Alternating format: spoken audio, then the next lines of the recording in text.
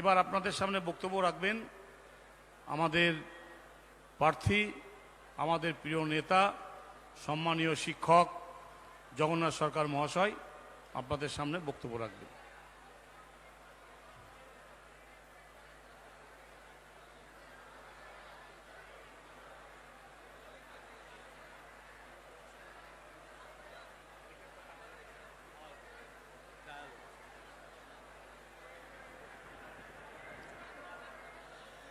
ভারত মাতা কে।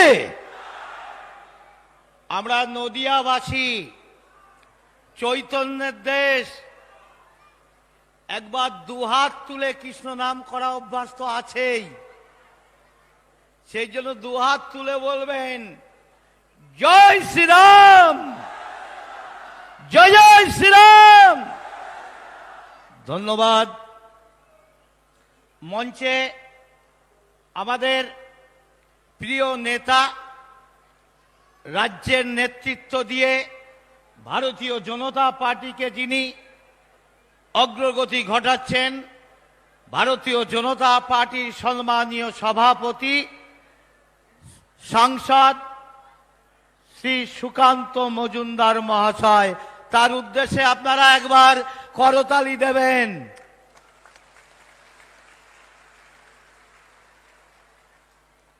কেন্দ্রীয় মন্ত্রী আমাদের বাঙালি, বাংলাকে ভালোবাসেন, তাই বাংলাকে উদ্ধারের জন্য ত্রিপুরাকে উদ্ধার করে আমাদের মধ্যে এসছেন।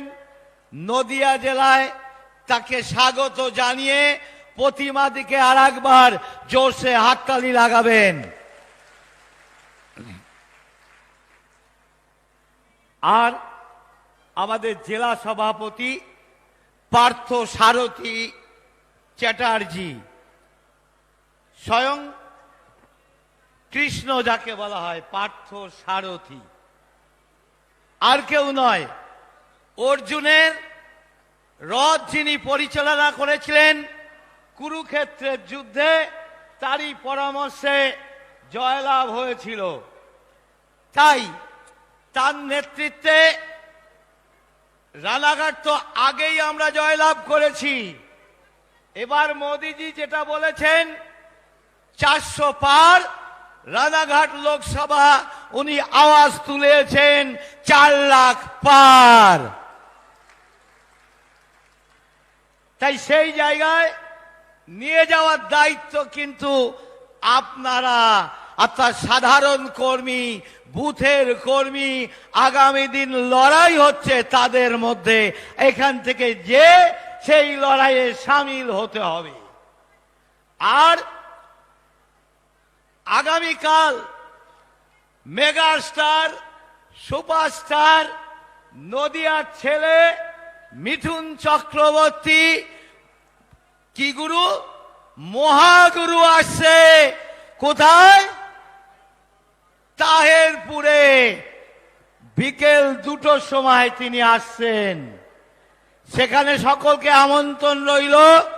আমাদের লোকসভার শেষ জনসভা, সকলকে যাওয়ার আমি আমন্ত্রণ করছি।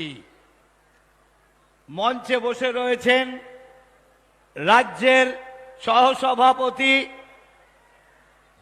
সঞ্জয় সিং এবং রয়েছেন আমাদের জেলার ইনচার্জ মনোজ বিশ্বাস, রয়েছেন আমাদের এখানকার বিধায়ক আমাদের আশিস বিশ্বাস, পার্শ্ববর্তী বিধায়ক অসীম বিশ্বাস, চাকদাহের বিধায়ক বঙ্কিম ঘোষ এবং নদিয়া জেলার 5 জন সাধারণ সম্পাদক সম্পাদিকা, বিপুল উকিল, শ্যামাপ্রসাদ বিশ্বাস, স্বপন ঘোষ, প্রণতি বিশ্বাস, অপর্ণা নন্দী, মতুয়া মহাসংঘের সভাপতি সুশীল বসু, জেলার সম্পাদক এবং পঞ্চায়েতে জেলা পরিষদের জয়ী প্রার্থী সুস্মিতা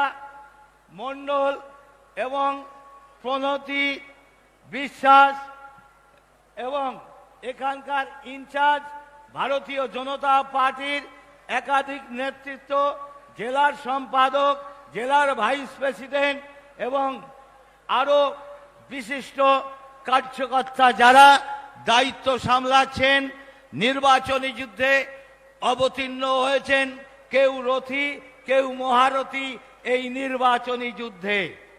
তাই সকলের উদ্দেশ্যে হাততালি দেওয়া উপকার শারীরিকভাবে, তাই একবার জোরসে সকলের জন্য একবার হাততালি। ধন্যবাদ জনতা জনার্দনকে। দেখুন, আমি একটা কথা বলবো, সাংসদ হিসাবে আমি আমার সময় পরিপূর্ণ মানুষের জন্য দিয়েছি। আমি যত মানুষের মধ্যে গেছি প্রতিদিন, কিভাবে গেছি, যারা আমার সোশ্যাল মিডিয়া ফলো করে দেখেছেন আমি কতদিন কিভাবে কোথায় ঘুরি, এটাই আমার কাজ। ঠিক তেমনি দিল্লিতে গেলে কোন দপ্তর থেকে আমার লোকসভা ক্ষেত্রের উন্নয়নের জন্য কি কি করতে পারি, সেই কাজগুলো আমি করতে পেরেছি। আপনারা জানেন যে প্রতিবন্ধী মানুষের জন্য একজন সাংসদ কিছু করতে পারে, এর আগে জানা ছিল না। আমি তিনবার প্রতিবন্ধীদের জন্য অঙ্গ প্রত্যঙ্গ, সাজ সরঞ্জাম এবং 60 ঊর্ধ্ব বয়স্ক মানুষের জন্য যা যা প্রয়োজন দিতে পেরেছি। যে মানুষটির জন্য সে কেন্দ্রীয় মন্ত্রী, আমার দিদি প্রতিমা ভৌমিক, তার জন্য দিয়েছি এবং মোদিজির জন্য এই কাজ করতে পেরেছি, তার জন্য দেশের উন্নয়ন হচ্ছে। তাই এটা যেমন করেছি, কয়েকটি জিনিস করেছি। গেদে বর্ডারটা অল্প দিনের মধ্যেই অনুমোদিত হবে, দু দেশের মধ্যে কানেকশন হয়ে গেছে। নদিয়া তথা বর্ধমান আশপাশ জেলা পর্যন্ত আর্থিক ডেভেলপমেন্ট হবে, তার ব্যবস্থা আমি করতে পেরেছি। আমাদের স্বরাষ্ট্রমন্ত্রী আসছেন, আর সেই কারণে এই বর্ডারে আনা হয়েছে। এখানকার মানুষ বড় নেতৃত্ব বহুদিন পায় না, তাই এই জায়গায় তাকে আনার ব্যবস্থা করা হয়েছে। তার সঙ্গে সঙ্গে সমস্ত ইস্টার্ন রেলওয়েকে 9 বগি থেকে 12 বগির ব্যবস্থা ওটা আমার করা। আমি যেমন 17 কোটি কি কি করেছি বলার দরকার নেই, আপনারা জেনে নেবেন।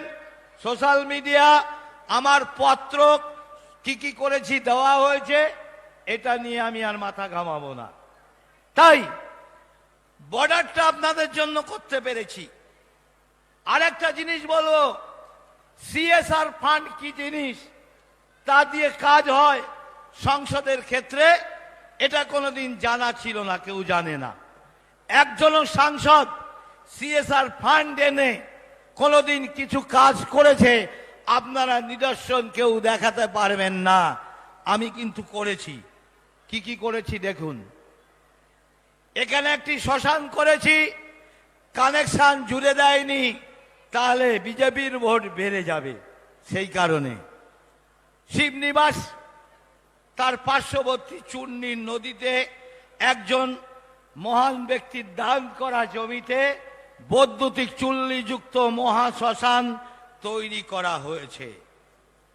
এবং আপনারা জানবেন একটি স্কুল ইস্কনের মধ্যে করা হয়েছে, সেটা 2,39,00,000 টাকা সিএসআর ফান্ড থেকে। এবং মানুষকে, দুস্থ ছাত্রছাত্রীদের জন্য শিক্ষা ট্যাব এবং আত্মনির্ভরতার জন্য সেলাই মেশিনের ব্যবস্থা আমি করতে পেরেছি। এটা যেমন করতে পেরেছি, করোনার মধ্যে মানুষের পাশে ছিলাম বলে আমাকে 17খানা কেস দেওয়া হয়েছে। আমি কেসের পরোয়া না করে করোনার মধ্যে প্রতিটি মানুষের মধ্যে গেছি। চূর্ণী নদী সংস্কারের জন্য যে নদীটার ম্যাক্সিমাম কৃষ্ণগঞ্জ বিধানসভার মধ্যে প্রবাহিত, বাংলাদেশ বর্ডার থেকে শুরু হয়েছে আর সেটা গঙ্গায় গিয়ে মিশেছে। ৪৫ কোটি ১৯ লক্ষ টাকা জল শক্তি মন্ত্রক থেকে রাজ্য সরকারের দপ্তর ফিরহাদ হাকিমের কেএমডিকে পাইয়ে দিয়েছি। কাজ হয়নি এখনো। হিসাব চাইলে বাংলার মুখ্যমন্ত্রী বলবে, হিসাব চাইছিস, হিসাব চাইছিস, তোর বাবার টাকা, বাবার টাকা, বাবার টাকা। কি বলে তো, দিদির মাথার ঠিক নাই। আমাদের প্রধানমন্ত্রীকে বলে বহিরাগত, তিনি নাকি কিম্ভূত কিমাকার। আমাদের স্বরাষ্ট্রমন্ত্রীকে বলে হোদল কুতকুত, তিনিও বহিরাগত। আর ইরফান পাঠান বোধহয় তার পরম আত্মীয় কেউ হয়, সেই জন্য এখানে টিকিট দিয়েছেন বহরমপুরে। কীর্তি আজাদ তাকে আসানসোলে টিকিট দিয়েছেন, ওনারা বহিরাগত নয়। রোহিঙ্গারা তার আত্মীয় এবং তালিবানরাও আত্মীয় হয়। পাকিস্তানের লস্করি তৈবা, বাংলাদেশের জামাতি ইসলাম, যারা ভারতবর্ষে বিস্ফোরণ করে আমাদের মুখ্যমন্ত্রীর পরম আত্মীয় হয়। তাদের নাগরিকত্ব নিয়ে চেঁচামেচি করে, এদের নাগরিকত্ব দিতে চায়, উদ্বাস্তুদের দিতে চায় না। উদ্বাস্তুরা নাগরিকত্ব পাক, তারা চায়নি। মমতা ব্যানার্জি শুধু বিরোধিতা করে, এখনো করছে। এখনো বলছে নিঃশর্ত নাগরিকত্ব দিলে পরে এই যে যাদের বললাম তালিবান, লস্কর, জামাত, রোহিঙ্গারা নাম পাল্টে দিদির ভোট লুটের পক্ষে সহায়ক হবে, ভোট লুট করে দেবে, আপনার ভোট কাউন্টিং করতে দেবে না, গণতন্ত্র নষ্ট করবে, সংবিধানকে উপেক্ষা করে বিস্ফোরণ ঘটাবে।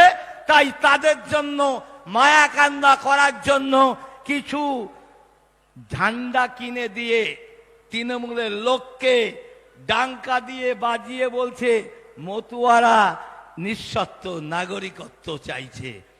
নিঃশর্ত নাগরিকত্ব পার্লামেন্টে কে প্রথম বক্তৃতা দিয়েছিল সেদিন দেখবেন। বাংলায় আমি বক্তৃতা দিয়েছিলাম পার্লামেন্টে। আমার প্রথম বক্তব্য, কেন নাগরিকত্ব রিফিউজিদের দিতে হবে। বাঙালি সবচাইতে স্বাধীনতা আন্দোলনে প্রাণ দিয়েছে, জেল খেটেছে। ওপার বাংলার বাঙালির মধ্যে বিখ্যাত যারা প্রাণ দিয়েছে নাম ছিল বিনয়, বাদল, দীনেশ, মাস্টারদার সূর্য সেন, প্রীতিলতা ও অদ্দেদার গণেশ ঘোষ।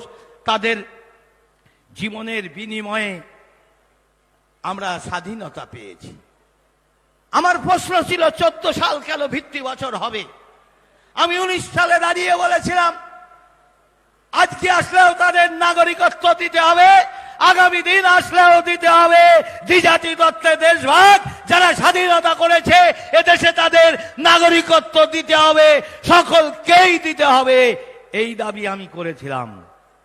পার্লামেন্টে সেদিনকে গুগল সার্চ করে দেখুন, আজকে যিনি সভাপতি, রাজ্য সভাপতি, আমার ভাই বলি, সম্মানীয় রাজ্য সভাপতি সুকান্ত দা, আমার পাশে থেকে তৃণমূলীদের চেঁচানো থামানোর জন্য সেদিনকে তৃণমূলীরা রোহিঙ্গাদের নাগরিকত্ব, জঙ্গিদের নাগরিকত্বের পক্ষে সওয়াল করেছিল। সেদিনকে তিনি বলছে এই থাম থাম, বস বস। আপনারা এখনই দেখতে পারেন সে চিত্র।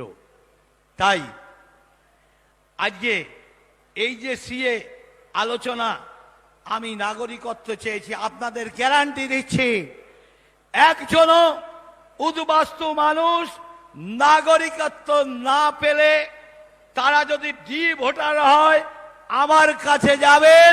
কোনদিনই ডি ভোটার করার জন্য নাগরিকত্ব দেওয়া হয়নি। উদ্বাস্তুদের নাগরিকত্ব বিজেপি দেবে, আর কেউ দেবে না, ভরসা রাখুন।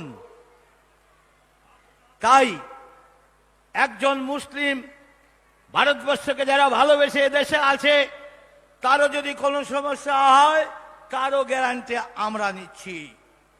কিন্তু দেশ দখলের উদ্দেশ্যে যারা আসবে, দেশকে যারা বিস্ফোরণে জড়িয়ে রাখবে, সে হিন্দু হোক মুসলিম হোক, এই বর্ডার দিয়েই তাদের ধাক্কা মেরে বাংলাদেশে পাঠিয়ে দেব, পাঠিয়ে দেব, পাঠিয়ে দেব। এই গ্যারান্টি আমরা দিচ্ছি।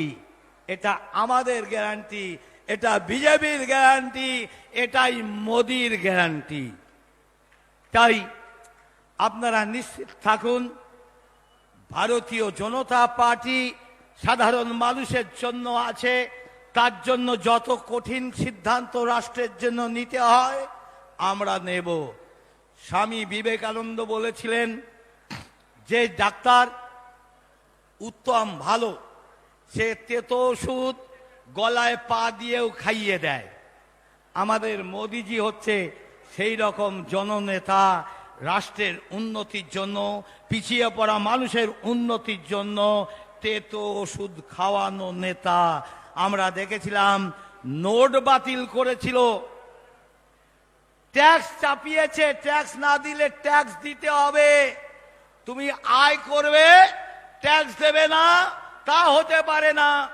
পিছিয়ে পড়া গরিব মানুষের উন্নয়ন করতে গেলে, ঘর করে দিতে গেলে, বিনা পয়সায় গ্যাস কানেকশন করে দিতে গেলে, 100 দিনের কাজ দিতে গেলে, কিষাণ নিধির ভাতা দিতে গেলে ট্যাক্স দরকার।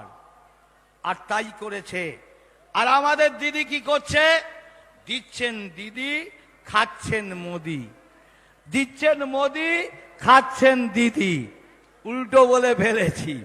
মোদিজি বলেন না খাউঙ্গা, খানে নেহু দেউঙ্গা, আর খেলে পারে পেট থেকে বের করে লুঙ্গা।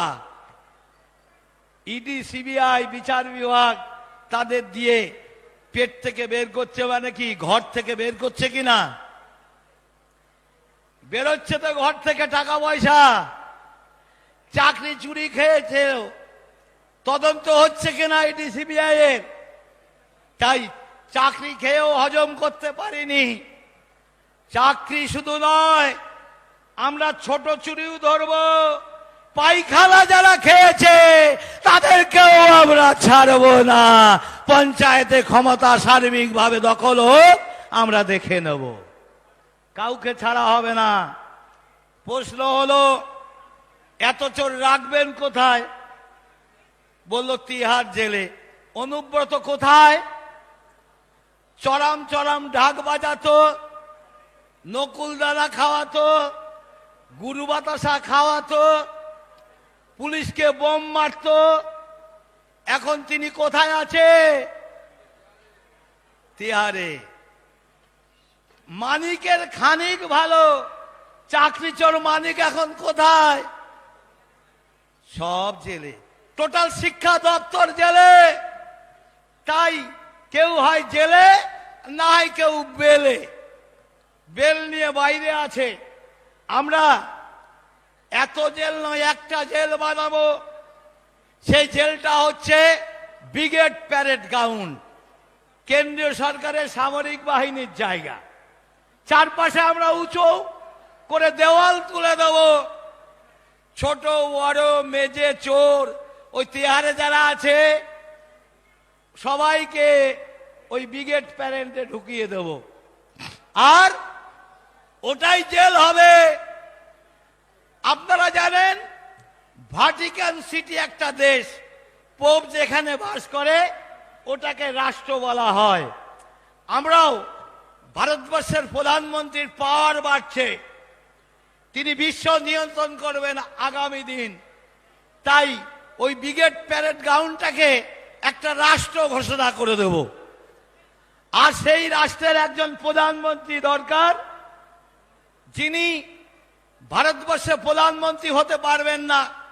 কেজরিওয়ালকে সঙ্গে নিয়ে আন্না হাজারেকে ফাঁকি দিয়ে একজন মুখ্যমন্ত্রী হয়েছিলেন, তিনি জেলে আছে। দিদি পিসি থুরি পিসি কি করে পিসি হলো শুনুন, দিদি থেকে পিসির গল্পটা শুনুন। আমি এক মাস্টার মশাই 2 বছর আগে পড়াচ্ছিল, বলেছে, জিজ্ঞাসা করেছে, সবই তো তৃণমূলের প্রভাব। মাস্টার মশাইরা জিজ্ঞাসা করেছে, বলো তো মুখ্যমন্ত্রী কে? কেউ বলতে পারে না, সবই তো নিরক্ষর পাস সব। এক ছাত্র বলল, স্যার আমি বলবো। বলো বল। বলল, আমার পিসি। সে কি রে, কি করে পিসি হলো? বলল, না আমার বাবা শুধু দিদি দিদি করে, মুখ্যমন্ত্রী করে। তাহলে বাবার দিদি হলে আমার কে হয়? কে হয়? পিসি হয়।